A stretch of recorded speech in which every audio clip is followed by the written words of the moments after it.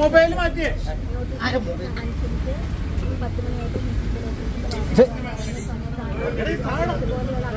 ഞാൻ വിളിക്കാം. മൊബൈലിൽ മാറ്റാൻ പറഞ്ഞു. പുറത്തേക്ക് ഇറങ്ങി ഒറ്റയ്ക്ക് തന്നെ ആളുകൾ വളരെ നമ്മുടെ വസ്ത്രം വരെ മാറ്റി പറിച്ച് എടുത്ത് നമ്മളെ പൊതുജനം മൊത്തത്തിൽ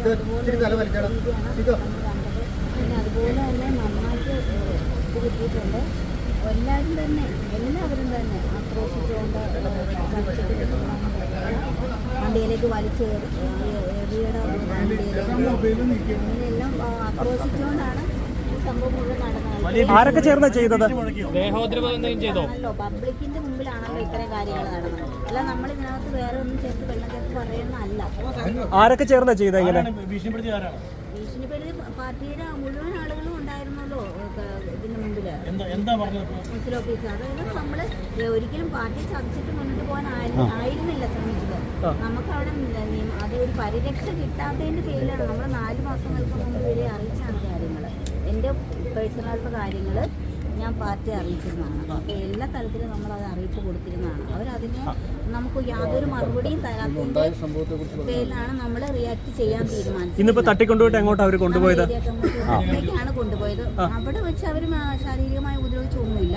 പക്ഷെ അവർ ഇതുപോലെ നമ്മളെ കൺവിൻസ് ചെയ്യിപ്പിക്കാനാണ് ശ്രമിച്ചത്. നിങ്ങൾ എന്താണ് അപ്പോൾ ഇത്രയും നാളും നിങ്ങൾക്ക് അതിന് അവസരം തന്നിട്ടുണ്ടെങ്കിൽ എന്തുകൊണ്ടാണ് ചെയ്യാതിരുന്നത്? അപ്പോൾ ഈ അവസാന മൊമെൻറ്റിൽ എന്തിനാണ് അങ്ങനെ ഒരു ഇത് തന്നെ പ്രൊട്ടക്ഷൻ തരാൻ ശ്രമിക്കുന്നതെന്നാണ് ഞാൻ ചോദിച്ചത്. ഞാൻ അതിൻ്റെതായ രീതിയിൽ അവരോട് സംസാരിച്ചു. ഈ കൗൺസിലർമാരുണ്ടായിരുന്നോ കൂടെ തട്ടിക്കൊണ്ടുപോകുമ്പോൾ? എല്ലാം കൊണ്ടുപോയത് ഒരു പേര് അറിയോ? പേരുവിവരങ്ങൾ അറിയോ? അവരെൻ്റെ കാല് വണ്ടി ഡോറിൻ്റെ ഇടയിൽ തിങ്ങി പോയിട്ട് ഞാൻ തുറന്നുവിടാൻ. അപ്പോൾ അവിടെ ചെല്ലുമ്പോൾ നമുക്ക് പിന്നെ വെട്ടി തന്നേക്കാന്നാണ് പറഞ്ഞത്. ആരാ അങ്ങനെ പറഞ്ഞേ? ആരാ അങ്ങനെ പറഞ്ഞാരാ? ഒരു പിന്നെ പയ്യൻ, എൻ്റെ മോനെക്കാട്ടിലൊക്കെ ചെറിയൊരു പയ്യനാണ് എന്നോടത് പറഞ്ഞത്. അപ്പം ഞാൻ പറഞ്ഞു എന്തിനെ ഉപദ്രവിച്ചുകൊണ്ട് പോകണേ, നമ്മൾക്ക് പറഞ്ഞ് മനസ്സിലാകുന്ന കാര്യങ്ങളൊക്കെ അല്ലേ ഉള്ളൂ. അപ്പം അങ്ങനെ പിന്നെ ഉള്ള അനുഭവങ്ങളാണ് എനിക്കുണ്ടായത്. ഇനിയിപ്പോൾ തുടർ രാഷ്ട്രീയ നിലപാട് എന്താണ്? അത് ഞാൻ ഗഹനമായിട്ടൊന്ന് ആലോചിക്കട്ടെ. കാരണം ഇത്രയും നമുക്ക് വന്ന സ്ഥിതിക്ക് നമുക്ക് ആലോചിക്കേണ്ടതുണ്ട്. പരാതിക്ക് നമുക്ക് ഇതുവരെ മറുപടി തന്നിട്ടില്ലല്ലോ. അപ്പം നമുക്കത് ആലോചിക്കേണ്ട വിഷയമല്ല.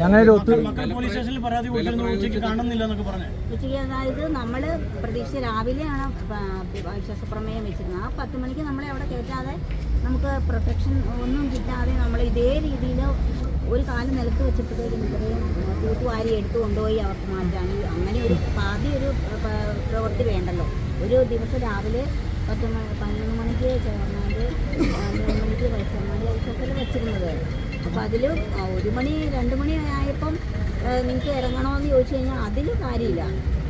മെമ്പറെ പോലീസിന്റെ ഒരു സമീപനം എങ്ങനെയായിരുന്നു?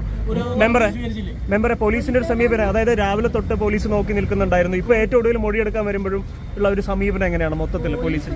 നമ്മൾക്ക് അവർക്ക് വേണ്ടി കുറച്ചുകൂടെ പ്രൊട്ടക്ഷൻ രാവിലെ നമുക്ക് ആ അവസരത്തിൽ തരായിരുന്നു എന്നാണ് എനിക്ക് പറയാനുള്ളത്. ഞാൻ പറഞ്ഞല്ലോ. ഇപ്പൊ മൊഴിയെടുപ്പ് എങ്ങനെയായിരുന്നു? CPM-ന്റെ ഏരിയ കമ്മിറ്റി ഓഫീസിൽ ഇരുന്നപ്പോൾ എനിക്ക് മക്കളെ കാണണമെന്നോ ആശുപത്രി പോകണമെന്നോ അങ്ങനെ എന്തെങ്കിലും ആവശ്യം ഉന്നയിച്ചായിരുന്നു? എനിക്ക് പറഞ്ഞായിരുന്നു. ഹോസ്പിറ്റലിൽ നെഞ്ചുവേദന ഉണ്ടായിരുന്നു. കാരണം എനിക്ക് നന്നായിട്ട് ഇങ്ങനെ കഴുത്തിന്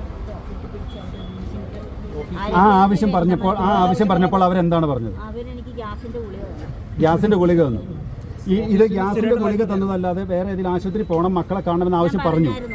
അപ്പോൾ എന്തെങ്കിലും പ്രത്യേകിച്ച് അവർ പറഞ്ഞത്? ആരോട് ചോദിക്കട്ടെ എന്ന് പറഞ്ഞു? ഏരിയ സെക്രട്ടറിയോട് ചോദിച്ചിട്ട് ആശുപത്രി കൊണ്ടുപോകാമെന്നാണ് അവർ പറഞ്ഞത്. ഈ ഓഫീസിന് പുറത്തേക്ക് അവർ വിട്ടില്ല.